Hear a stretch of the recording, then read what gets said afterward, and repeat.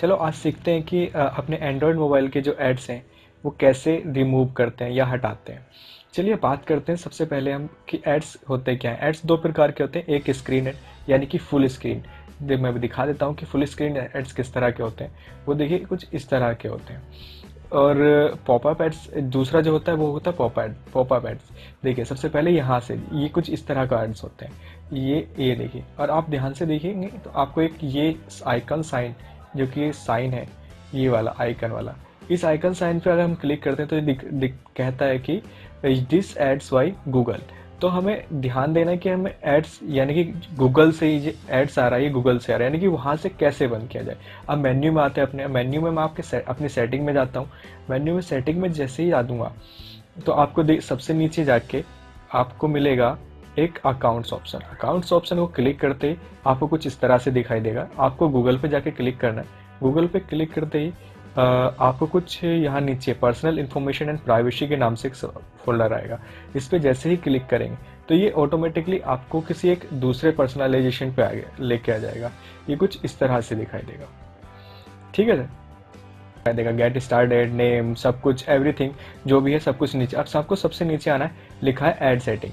Add setting पे यानी कि मैनेज योर ऐड सेटिंग, ठीक है। जैसे ही आप इस पर क्लिक करते हैं तो फिर आपसे एक बार क्वेश्चन पूछेगा कि जस्ट वन, तो आपको क्लिक करना है यस। जस्ट वन पे आप जैसे ही क्लिक करेंगे ये आपको एक नए दूसरे ऑप्शन में लेके जाएगा, ठीक है। ये आपको दूसरे ऑप्शन यानी कि आप यहाँ देखिए ये आपसे ईमेल एड्रेस मांगने लगा, तो आपको यहाँ पे ईमेल एड्रेस डालना है अपना वाला, ठीक है। फिर यहाँ पे अपना पासवर्ड, जो कि आपको पासवर्ड पता होगा।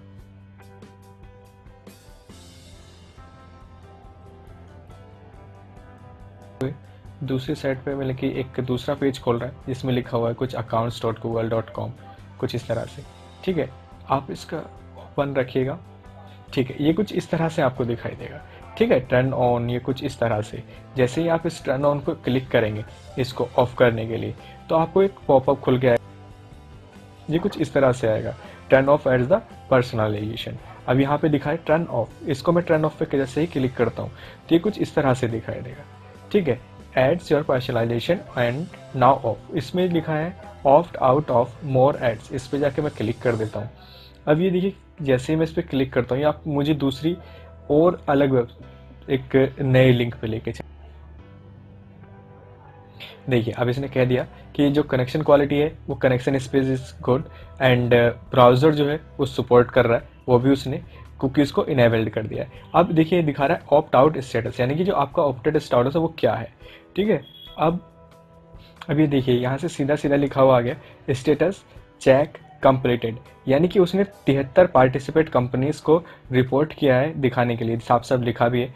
अब मैं इसको ये कह रहा है कि status information is not currently available for 54 companies. मैं नहीं जानता कि उन्होंने 54 कंपनीज को क्यों स्टॉप कर दिया, बट फिर भी जो भी है, पर मुझे अपने एड्स कंट्रोल करने हैं तो 57 है। अब देखिए यहाँ पे साफ साफ मुझे दिखा रहा है companies customized ad for your browser, ये कि 4 जो ब्राउज़र कंपनीज़ हैं वो ऑलरेडी आपके साथ जुड़ी हुई है। योर ऑप्टेंट्स यानी कि 57 कंपनीज आपने बंद कर दी हैं कि 57 कंपनी आपको ऐड नहीं दिखाएंगी।